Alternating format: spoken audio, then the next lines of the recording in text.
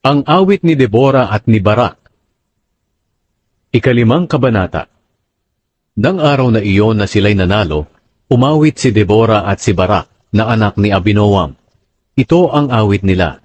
Purihin ang Panginoon, sapagkat ang mga pinuno ng Israel ay nangunang lumaban, at kusang loob na sumunod ang mga mamamayan. Makinig kayong mga hari at mga pinuno. Aawit ako ng mga papuri sa Panginoon, ang Diyos ng Israel.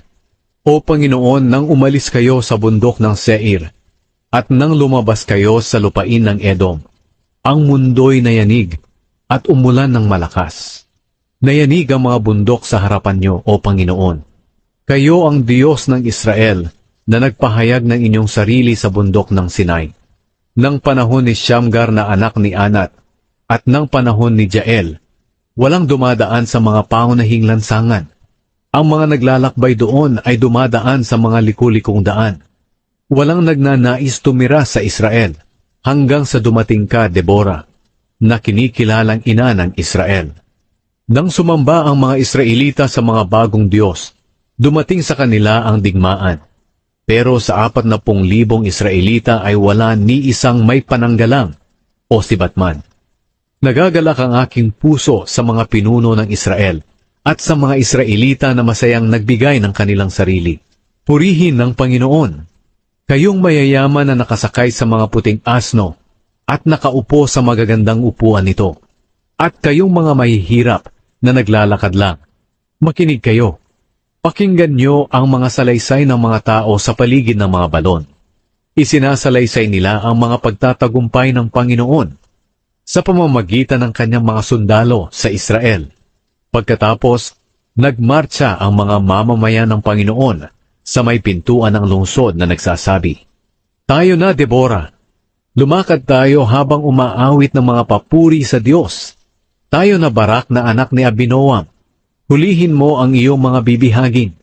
Ang mga natirang buhay ng mga mamamayan ng Panginoon ay kasama kong bumaba para lusubin ang mga kilala at mga makapangyarihang tao. Ang iba sa kanila ay nanggaling sa Ephraim, ang lupaing pagmamay-ari noon ng mga Amalekita, at ang iba ay mula sa lahi ni Benjamin. Sumama rin sa pakikipaglaban ang mga kapitan ng mga kawal ng Makir at ang lahi ni Zebulun. Sumama rin ang mga pinuno ng lahi ni Isakar kina Deborah at Barak, papunta sa lambak. Pero ang lahi naman ni Ruben ay walang pagkakaisa, kaya hindi makapagpasya kung sasama sila o hindi. O lahi ni Ruben, magpapaiwan na lang ba kayo kasama ng mga tupa? Gusto nyo lang bang makinig sa pagtawag ng mga tagapagbantay ng kanilang mga tupa? Wala talaga kayong pagkakaisa, kaya hindi kayo makapagpasya kung ano ang dapat ninyong gawin. Nagpaiwan din ang lahi ni Gad sa silangan ng Hordan, at ang lahi ni Dan naman ay nagpaiwan sa trabaho nila sa mga barko.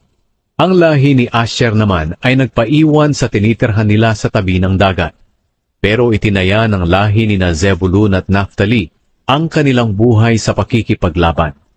Dumating ang mga haring Kananeo at nakipaglaban sa mga Israelita sa Taanak, na nasa tabi ng ilog ng Megido, pero kahit isang pilak ay wala silang nasamsam. Hindi lang ang Israel ang nakipaglaban kay Sisera, kundi pati rin ang mga bituin. Inanod sila sa lambak ng Kishon, ang napakatagal ng lambak. Magpapatuloy ako sa pakikipaglaban sa pamamagitan ng lakas ng Panginoon. At ngayon, maririnig ang yabag ng mga paa ng mga kabayo. Pagkatapos sinabi ng anghel ng Panginoon, "Sumpain ang Meros. Sumpain kayong mga naninirahan dito dahil hindi kayo tumulong na makipaglaban ng Panginoon sa mga makapangyarihang tao. Higit na mapalad si Jael na asawa ni Heber na Kineo, kaysa sa lahat ng babae na nakatira sa mga tolda. Nang humingi ng tubig si Sisera, gatas ang kanyang ibinigay na nakalagay sa mamahaling sisidlan. Pagkatapos kumuha siya ng martilyo at tulos ng tolda, at ipinukpok sa sentido ni Sisera. At namatay si Sisera na nakahandusay sa paanan ni Jael. Nakamasid sa bintana ang ina ni Sisera, na hindi mapakali, at nagtatanong kung bakit hindi pa dumadating ang kanyang anak. Sumagot ang mga pinakamatalino sa kanyang mga kababaihan, At ito rin ang paulit-ulit niyang sinasabi sa kanyang sarili. Baka natagalan sila sa pangunguha at paghahati ng mga bagay na nasamsam nila sa kanilang mga kalaban.